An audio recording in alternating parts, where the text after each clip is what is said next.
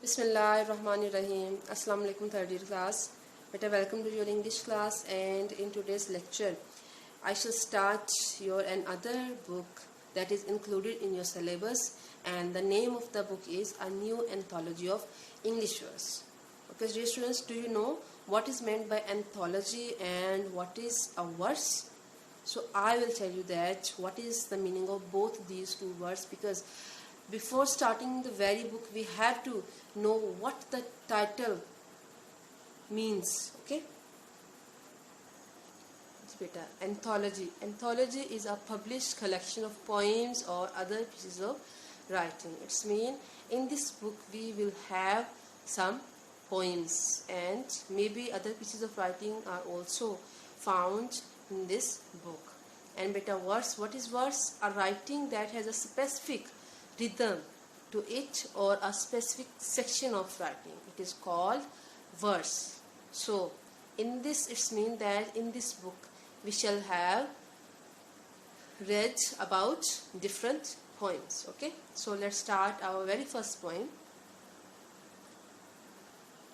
As you can see that I have opened my book, and our first poem is Leisure. Leisure is written by William Davies. And first of all, I want to tell you something about the poet. Students, William Davies was a Welsh poet. Okay? Gee, look at the board, all of you. Poem number 1, leisure. Leisure means free time. Okay? The free time in which we do different activities. Okay? So, William Davies is the name of the poet, and he was born in 1871 and he died in 1940. Dear students, he actually was a picture frame maker. I mean to say, when he started earning some money, he did a job of picture frame maker, and then he tramped along the US. He tramped and he crossed the Atlantic Ocean many times on cattle boats. I mean to say, he was fond of walking and moving from one place to another of the world. Okay, later he became the very famous poet, and he issued his first collection of poems in 1905. Okay, beta. So you can see that this poem Leisure, it is the form of the poetry is couplet. Dear students, do you know what is a couplet? Couplet is a literary device. Okay, literary device means it is used in the poetry.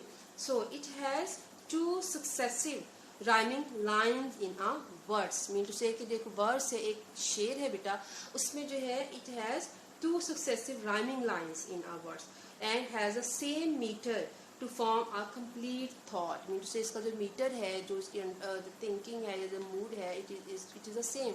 So in this poem we will see that there are 7 couplets. So we found 7 couplets in this poem. Okay, and let's talk about the content. Protest, and the content of the poem is that the poet protests against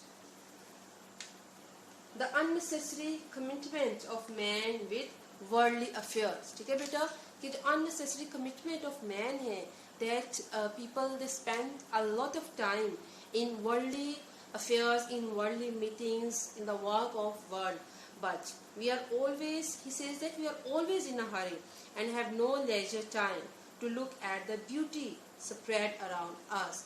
Dear students, W.H. Davies, he is a very much lover of nature, and he wants to spend a lot of time while watching nature, because he is like Wordsworth, he is a great admirer and lover of nature. Okay, beta? So he wants that human beings, they should prefer to spend their time in nature.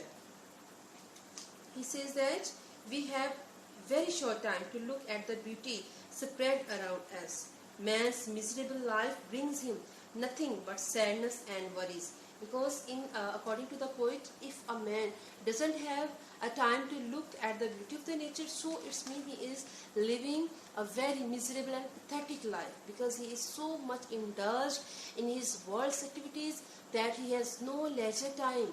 In leisure time he can observe the nature, that what is the nature is trying to say him. So if we have no time to enjoy this beauty, it's mean our life is full of worries and cares. Okay, but the next is theme.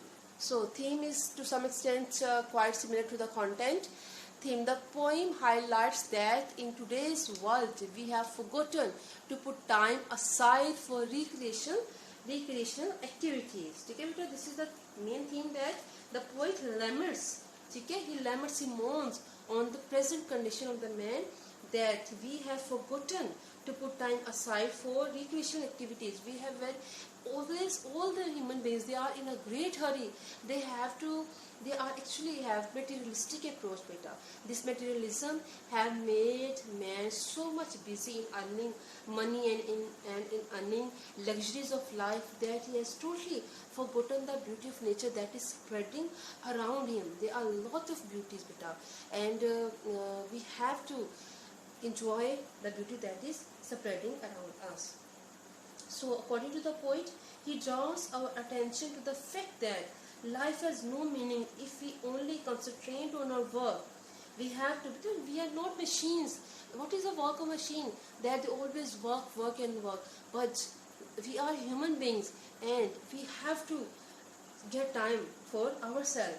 We have to give meaning to our life by putting aside some time for leisure and to observe the simple things that are found around us. Okay, beta? So this is the theme of the poem that the poet wants to, this is the main point that the poet wants to convey through the poem nature. So let's start our first couplet, first line of the poem. Okay, beta, the first stanza, that what is this life is full of care, if full of care. We have no time to stand and stare, no time to stand beneath the boughs and stare as long as sheep or cows. Okay, students, this is the first stanza or the first 4 lines, and as you know that when we attempt a portion of question like this, so we have to write first of all the reference. ठीक है बेटा, हमें सबसे पहले उसका क्या लिखना पड़ता है, reference लिखना पड़ता है. ठीक है. So what can be the reference of these lines? That these lines have been taken from the poem Leisure, written by William James. And next point is context.